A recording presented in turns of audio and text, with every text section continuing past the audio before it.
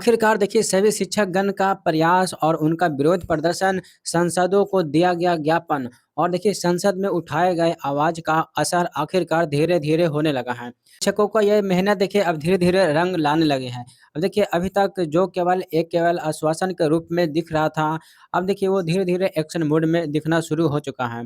देखिए यह सभी शिक्षक गण की पहली जीत है और सभी शिक्षकगण को इस पहली जीत की ढेर सारी बधाई हो। देखिए 31 दिसंबर 2025 को भारत के शिक्षा मंत्रालय द्वारा सभी राज्यों और केंद्र शासित प्रदेशों को एक डीओ लेटर जारी किया है। देखिए जिसमें कि सुप्रीम कोर्ट के डिसीजन का हवाला देते हुए सभी राज्यों और केंद्र शासित प्रदेशों से राज्य में देखिए सेवारत सभी शिक्षकों के बारे में उसमें विस्तार से जानकारी मांगी गई है।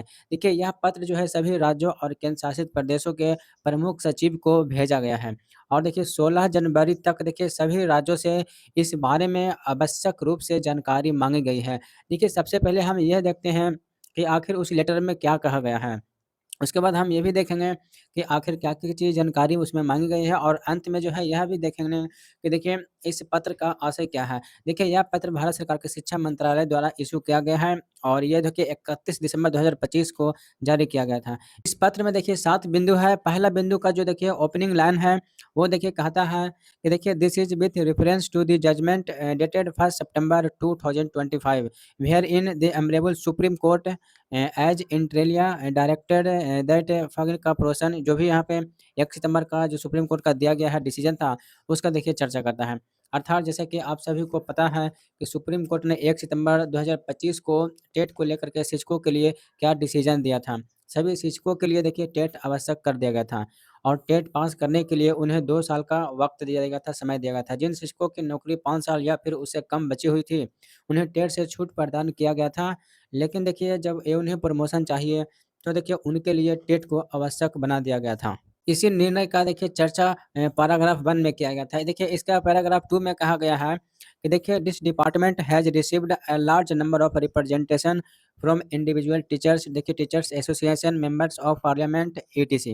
अर्थात देखिए पैसे 2 में जो कही गई है देखिए सुप्रीम कोर्ट में इस आदेश से आहत होकर के बड़ी संख्या में इस डिपार्टमेंट को ज्ञापन पत्र मिला था। और जो कि शिक्षकों द्वारा या फिर देखिए शिक्षक एसोसिएशन द्वारा या फिर मेंबर ऑफ पार्लियामेंट द्वारा भेजा गया था। इसी पत्र में कहा गया था कि देखिए इन these representations it has been highlighted that requiring teachers who are at the twilights of their career to qualify TET may be difficult and emotionally distressing. It has also been contended that the judgment adversely affect the financial security earned by such teachers over decades of service. अर्थात ये बातें जो ज्ञापन में कही गई थी कि देखिए करियर के अंतिम पड़ाव में अंतिम चरण में शिक्षकों के ऊपर टेट की बाध्यता को लादना कहीं से देखिए उचित नहीं है।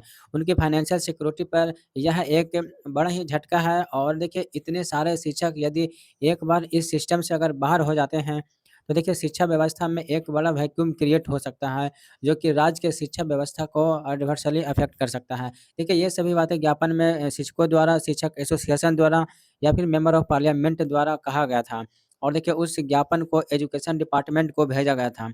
वो सारी बातें जो है इसमें लिखी गई हैं। तीसरा पैराग्राफ देखिए इस लेटर का ये कहता है कि देखिए in order to enable this department to examining the matter in its correct perspective it is imperative to ascertain the exact number of teachers likely to be affected by the said judgment. Accordingly, it is requested that the consent of officers in your stay may be directed to comply the requisite data in the enclosed format. अर्थात देखिए इस paragraph में कहा गया है कि इन situation को देखते हुए सुप्रीम कोर्ट के आदेश से देखिए एग्जैक्टली कितने शिक्षक प्रभावित हुए हैं।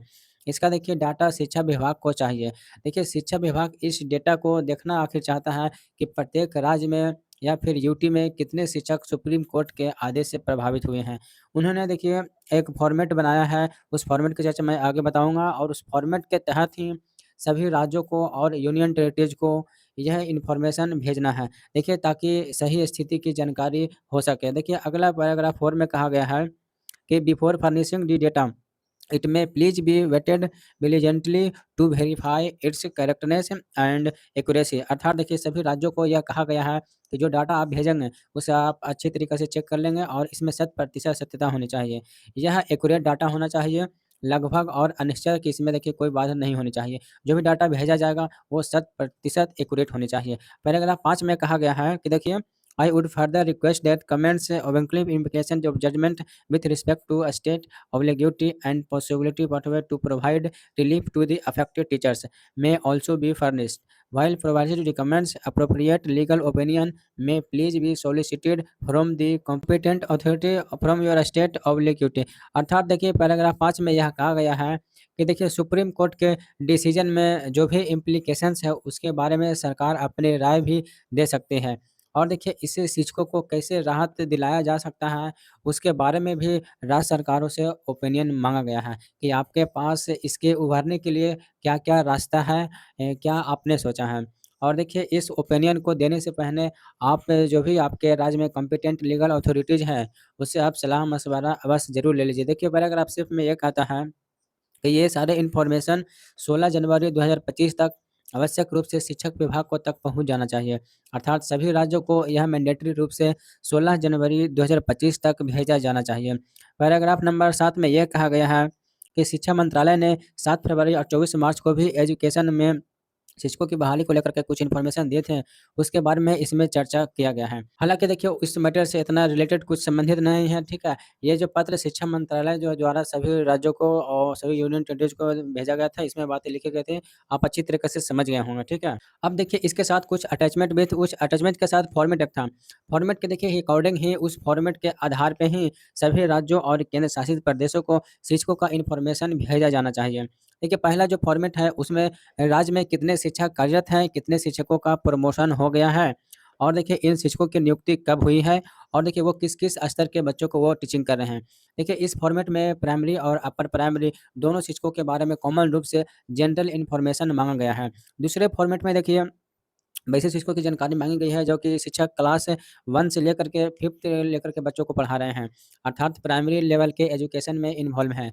इस फॉर्मेट में देखिए ऐज वाइज़ कॉलम भी दिया गया है और वो देखिए ऐज 5 साल के ब्रैकेट में है, अर्थात कॉलम 1 में 21 से 25 साल, कॉलम 2 में 26 से 30 और फिर 31 से 35, फिर 36 से 40 है, फिर 41 से 45 है, फिर 46 से 50 है, फिर 51 से 55 है, फिर 56 से 60 और लास्ट कॉलम में देख सकते हैं आप लोग 60 से ऊपर के हिसाब से शिक्षकों के बारे में पूछा गया है। इसमें जो भी इन्फॉर्मेशन माँगा गया है, वो देखिए 2011 से पहले कितने शिक्षक सेवारत हैं और उनमें से कितने शिक्षकों ने टेट पास कर लिया है। उसमें यह भी इन्फॉर्मेशन माँगा गया है कि जो 2011 के बाद कितने शिक्षकों की नियुक्ति हुई है और उसमें कितने शिक्षकों ने टेट पास कर लिया है। इसके अलावा इसमें एक और भी कॉलम है जिसमें अदर रिलेवेंट इन्फॉर्मेशन भी माँगा गया है। यदि कोई एक्स्ट्रा या फिर अदर इन्फॉर्मेशन रिलेवेंट अगर है तो उसकी भी जानकारी वहाँ पे दी जाए। इसी प्रकार से तीसरे फॉर्मेट में उन शिक्षकों की जानकारी माँगी गई है जो कि क्लास 6 से 8 तक के बच्चों के लिए शिक्षा दे रहे हैं और उसमें भी ऐज वाइज़ कॉलम दिया गया है। यह भी देखिए ऐज 5 साल के ब्रैकेट में ही दिया गया है, जैसे कि 21 से 25, 26 से 30 और देखिए इन सभी शिक्षकों के बारे में वही सवाल पूछे गए हैं कि कितने शिक्षकों की नियुक्ति 2011 से पहले हुई है, उसमें से कितने शिक्षक टेट पास हैं, कितने शिक्षकों की बहाली जो है 2011 के बाद हुई है, उसमें से कितने शिक्षक टेट पास किए हैं। इसके अलावा लास्ट कॉलम में एनी अदर रिलेवेंट इन्फॉर्मेशन माँगा गया है। देखिए, ये सारी जानकारी 16 जनवरी हर हाल में सभी राज्यों को और केंद्र शासित प्रदेशों को शिक्षा मंत्रालय को भेजना आवश्यक है। अब देखिए, हम समझने का प्रयास करते हैं कि आखिर इस पत्र का क्या आशय हो सकता है। हम देखिए इस पत्र के ज़रिए यह कह सकते हैं, बोल सकते हैं कि सरकार अब देखिए शिक्षकों के समस्या के प्रति सक्रिय एक्टिव हो चुकी है। देखिए, इस मुद्दे को अब देखिए प्रायोरिटी लिस्ट में उन्होंने डाल दिया गया है। इस पर विचार करना शुरू कर दिया गया है। देखिए, शिक्षकों को जो है दबाव सरकार के ऊपर बन गया है। अभी देखिए इस इन्फॉर्मेशन के माध्यम से सही डेटा इकट्ठा किया जा रहा ताकि वास्तविक स्थिति का पता चल सके, जिससे कि सही डिसीज़न लेने में, सही नीति बनाने में सहायता मिले। देखिए 16 तारीख तक रिपोर्ट माँगने का क्या अर्थ हो सकता है? जहाँ तक मैं समझ सकता हूँ इसका पीछे देखिए 2 कारण है। पहला कारण है कि देखिए 20 जनवरी से बजट सत्र शुरू होने जा रहा है। जैसे कि शीतकालीन सत्र में हमने देखा है कि सूर निकालने में इस पर काफ़ी चर्चा हुई। देखिए, इस मुद्दे को काफ़ी ज़ोर-तोर से उठाया गया है। बहुत सारे संसद सदस्यों ने इस मुद्दे को प्रमुखता से उठाया, क्योंकि वह मुद्दे जो है सारे शून्यकाल के दौरान उठाए गए थे। इसलिए देखिए सरकार के ऊपर कोई दबाव नहीं था कि इसका कोई जवाब सरकार दे। हालाँकि देखिए एक सांसद ने नियम 377 के तहत भी इस मुद्दे को उठाया था, जिसमें कि सरकार को जवाब देना आवश्यक होता है। लेकिन वो जवाब देखिए सरकार जो है लिखित रूप में उस सांसद को भेज सकती है, जिसके लिए कोई ख़ास समय सीमा भी अभी नहीं है। देखिए सरकार को ऐसा लग रहा कि इस बार जो है यह मुद्दा जो है संसद में और तेज़ी से गूंज सकता है। देखिए प्रश्नकाल के दौरान इस मुद्दे को उठाया जा सकता है, क्योंकि प्रश्नकाल में मुद्दे को उठाने के लिए कम से कम मिनिमम 15 दिन के पहले उसे भेजा जाना आवश्यक होता है। और देखिए प्रश्नकाल के दौरान यदि कोई मुद्दा उठाया जाता है, यदि किसी सब्जेक्ट को उठाया जाता है, तो देखिए सरकार को जवाब देना आवश्यक होता है। सरकार देखिए मौखिक और लिखित दोनों रूप से जवाब दे सकती है।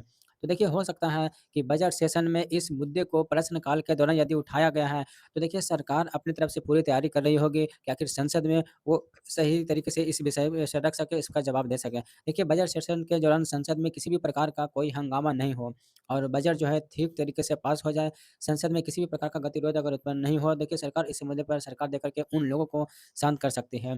दूसरा कारण ये हो सकता है कि सुप्रीम कोर्ट में पुनर्विचार याचिका लगी हुई है और भी देखिए रिट पिटीशन लगा हुआ है, जिसकी सुनवाई देखिए इस माह के अंत तक हो जाने की पॉसिबिलिटी है। देखिए सरकार डेटा इकट्ठा इसलिए कर रही है कि वो सुप्रीम कोर्ट में इस मुद्दे पर जवाब दाखिल कर सके और शिक्षकों को राहत दिलाने के लिए सुप्रीम कोर्ट में अपना पक्ष भी रख सकती है। चूँकि देखिए सरकार भी कहीं न कहीं यह नहीं चाहेगी कि लाखों शिक्षकों की नौकरी जो है खतरे में पड़ जाए और पूरा शिक्षा सिस्टम ही गड़बड़ा जाए। इसलिए देखिए सरकार हो सकता है कि डेटा प्रिपरेशन करके वो अपने पक्ष सुप्रीम कोर्ट में रखने के लिए भी इसकी तैयारी कर रही होगी। तो आज की वीडियो में हम बस इतना ही रखते हैं। अगर अभी आने वाले समय में अगर टेट से रिलेटेड किसी भी प्रकार का अगर इन्फॉर्मेशन हमें मिलती है तो आपके साथ ज़रूर हम शेयर करने का प्रयास करेंगे। वीडियो देखने के लिए सभी भाई एवं बहनों को एवं पिता तुल्य टीचरों को बहुत-बहुत धन्यवाद।